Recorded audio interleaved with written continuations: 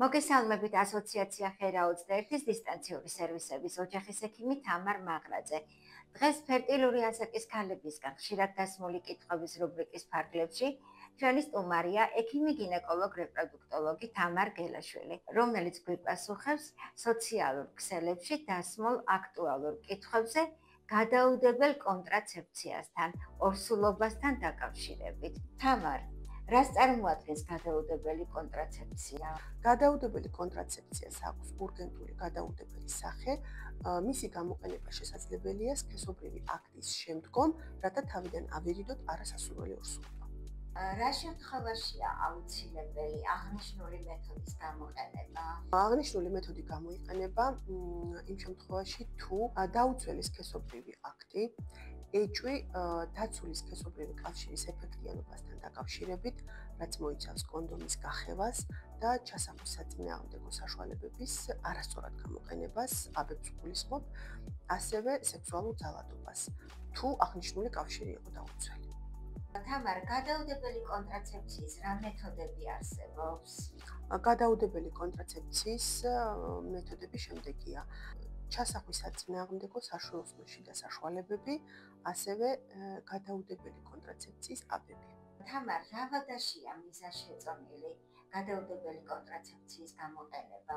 გადაუდებელ კონტრაცეფციას მიმართავენ დაუცველი სქესობრივი კავშირიდან 5 დღის ვადაში. აქვე უნდა აღინიშნოს, რომ რაც უფრო მალე მოხდება აღნიშნული მეთოდის გამოყენება, ეფექტი მით უფრო მაღალია. სქესობრივი კავშირი. დიახ, სქესობრივი კავშირიდან. რაც შეეხება პოპულარულ საშუალებას, ჩვენში ეს არის ლევონორგესტრელი, რომელიც სავაჭრო დასახელებით იყიდება ორი სხვადასხვა სავაჭრო დასახელებით.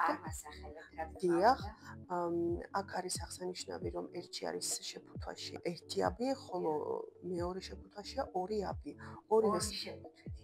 დიახ, ორივეს აქვს იდენტური მოქმედების მექანიზმი და ორივე უნდა გამოყენებული იქნეს ორივე საშუალება დაუცველი სქესობრივი კონტაქტიდან არაუგვიანე 72 საათში. პირველი შემთხვევაში იღებთ ერთ აბს, ხოლო მეორე შემთხვევაში ამ ორ აბს შორის გამოყენების ინტერვალი უნდა იყოს 12 საათი, არაუგვიანე 24 საათის. როგორია გადაუდებელი კონტრაცეფციის დადებითი მხარეები? ამცირებს აბორტების რისკს, ამცირებს არასასურველი ორსულობების რისკს, გამოიყენება ძირითადად ახალგაზრდებში, რომლებიც ნაკლებად სავარაუდოა, იყვნენ მომზადებული პირველად ის სქესობრივი კონტაქტებისთვის, ადვილად ხელმისაწვდომია გაიცემა ურეცეპტოდ. თამარ, როდის არ გამოიყენება გადაუდებელი კონტრაცეფცია და აქვს თუ არა გვერდითი მოვლენები? არ გამოიყენება და უკუნაჩვენებია აღნიშნული კონტრაცეფციის მეთოდი 16 წლამდე ასაკში, ლაქტაციის და ორსულობის პერიოდში და ასევე გვერდითი მოვლენებიდან აღსანიშნავია მენსტრუალური ციკლის გარკვეული ტიპის დარღვევები.